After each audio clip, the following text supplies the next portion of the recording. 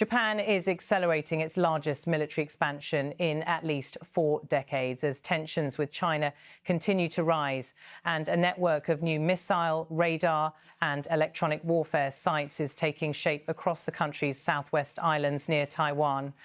The developments focus heavily on Yonaguni, the westernmost inhabited island of Japan, located just 110 kilometers east of Taiwan. Once known primarily for its natural environment and tourism, the island has become a central location in Japan's effort to counter China's growing military pressure. This shift follows a series of events dating back to 2022, when China's response to a high-profile visit to Taiwan by former U.S. House Speaker Nancy Pelosi included missile tests that landed near Yonaguni. Since then, Japan has accelerated measures that defense officials describe as essential to national security. Across the 160-island Ryukyu chain, Japan is constructing new missile batteries, radar towers, ammunition depots, and electronic warfare facilities. Major assets, including F-35 fighter jets, long-range missiles, and units from the Amphibious Rapid Deployment Brigade, are also being newly deployed or expanded in Kyushu, the southernmost of Japan's main islands. The upgraded military posture comes at a time when China has increased activity around Taiwan and stepped up diplomatic pressure on Prime Minister Sanae Takaichi over comments she made regarding Japan's possible response in the event of a Taiwan crisis. Beijing has publicly demanded that she clarify Japan's intentions, while a recent radar lock incident involving a Chinese fighter jet targeting Japanese aircraft highlighted how close the two countries are to potential miscalculation. Former Ground Self-Defense Force Lieutenant General Koichi Isabe said the regional security environment continues to deteriorate, noting, "China's People's Liberation Army is undoubtedly building up its ability to force Taiwan into submission." He added that Japan, the United States, and partner nations must demonstrate resolve to prevent any attempt to alter the status quo. On Yonaguni, the military presence continues to expand. A base established in 2016 now houses approximately 230 personnel, with additional staff to be added as electronic warfare capabilities are strengthened. Anti-air missile units are also planned. These developments have brought both concern and support from the island's roughly 1,500 residents. Earlier this month, local officials held a community meeting to explain the purpose of the new facilities, including systems designed to jam enemy communications and targeting networks. Residents questioned the long-term implications, with some expressing unease about potential risks. Others, including Town Council member Shigeru Yonahara, supported the Defense Ministry's approach. Yonahara said, "Right now, we're defenseless. We need the electronic warfare unit to disable threats like drones." Prime Minister Takaichi has repeatedly stated that Japan's position on Taiwan has not changed. Her comments, however, drew renewed attention to Japan's 2015 legal reforms that allow limited collective self-defense, enabling Japan to assist friendly nations if the country's own survival might be jeopardized. Although previous administrations avoided defining specific scenarios, security analysts have long noted that a Taiwan conflict would directly affect Japan due to geography, supply chains, and the US-Japan security alliance. Kyoko Hatakeyama, a former government analyst and now a professor at Niigata University, said Japan would face limited options if a conflict erupted, stating that refusal to support the United States could undermine the alliance and weaken future U.S. commitments to Japan's defense. Debate has intensified in Japan's parliament. Opposition leaders have described the emerging network of southern bases as a missile archipelago, a characterization Defense Minister Shinjiro Koizumi rejects. During a visit to Yonaguni, Koizumi underscored that new deployments, including medium-range surface-to-air missiles, are aimed at reducing the likelihood of attacks on Japanese territory. The tensions also reflect deeper historical disputes.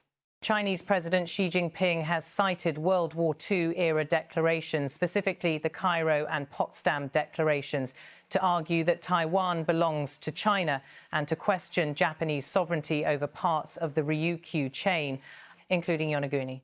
A recent post by a Chinese Foreign Ministry spokesman cited the Potsdam Declaration's language that Japanese sovereignty should be limited to Japan's 4 main islands and such minor islands as we determine.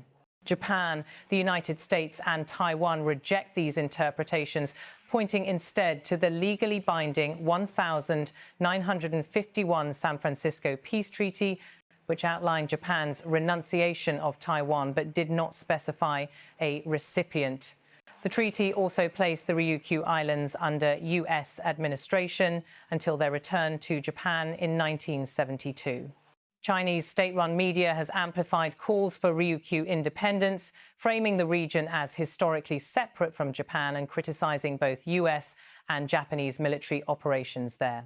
This messaging has drawn attention in Okinawa, which hosts the majority of U.S. military sites in Japan and would likely serve as a key operational hub during any Taiwan-related conflict. Local perspectives remain divided. Some residents oppose the expanding Japanese and American military presence, citing concerns rooted in the heavy losses suffered during the 1945 Battle of Okinawa. Among them is former Professor Hiroyuki Teruya, who warned that increased militarization risks repeating historical trauma. After 80 years, it's come to this, he said. Are they going to make Okinawa a battlefield once again?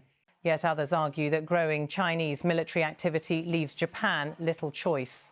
Ayako Arakaki, a lawmaker from the ruling Liberal Democratic Party in Okinawa, says that while opposition to bases exists, many residents recognize the security threat. She said China continues to issue statements that challenge Japan's sovereignty and that local response procedures, such as fighter jet scrambles, demonstrate the immediacy of the situation. Younger Japanese tend to support the government's defense buildup. A national poll conducted in November found more than 83% of respondents aged 18 to 29 backed Prime Minister Takaichi's defense spending plans, nearly double the support rate among citizens over 70. Takaichi has pledged to reach defense spending equal to 2% of GDP this fiscal year, 2 years earlier than previously scheduled. Additional deployments continue across the region. Japan recently established an anti-ship missile base in Okinawa that serves as a command center for outposts on Ishigaki, Miyako and Amami Oshima. These locations would be strategically positioned in any effort to block Chinese naval movements through key maritime passages. Security analysts warn that Yonaguni itself could become a high-priority target if hostilities occur. Franz Stefan Gady of the Center for a New American Security said the island's electronic warfare unit could feed targeting information to Japanese and American missile systems, forming part of a kill chain that China would likely seek to neutralize early in a conflict. Local political dynamics have also shifted. In a recent mayoral election, Tsuneo Uechi defeated a more hawkish incumbent by campaigning for greater transparency and caution regarding new deployments. Uechi says he accepts plans for electronic warfare and anti-air missile units, but remains concerned that expanding further into anti-ship capabilities could increase psychological strain on the population. In response to these concerns, Japanese Defense Ministry official Kuzu Shimo told residents, "These developments are not intended to attack any other country. It is purely for us to defend ourselves in a crisis." Not all local leaders agree that Tokyo is going far enough. Former Yonaguni Mayor Kenichi Itokazu argues for stronger measures, including additional missile batteries and joint exercises with US and Taiwanese forces. Japan alone cannot defend itself, he said. The US-Japan alliance creates the deterrence that prevents China from making moves toward Taiwan or the Ryukyus. As Japan moves forward with its fortification plans, debate continues over the strategic necessity, historical sensitivities and local pressures that shape its evolving regional posture. What remains clear is that the southwestern islands, once peripheral to Japan's national defense, now sit at the center of a broader strategic contest involving Japan, China, Taiwan and the United States. The military buildup across the Ryukyu chain, and especially on Yonaguni, signals Japan's intent to strengthen its defensive capabilities as regional tensions deepen and the risk of confrontation increases. Japan's expanding presence near Taiwan now represents a major factor in the balance of security across East Asia, underscoring how the region's strategic landscape is shifting amid growing rivalry and competing territorial claims. This remains a rapidly developing security environment with consequences for Japan, China, and the wider region.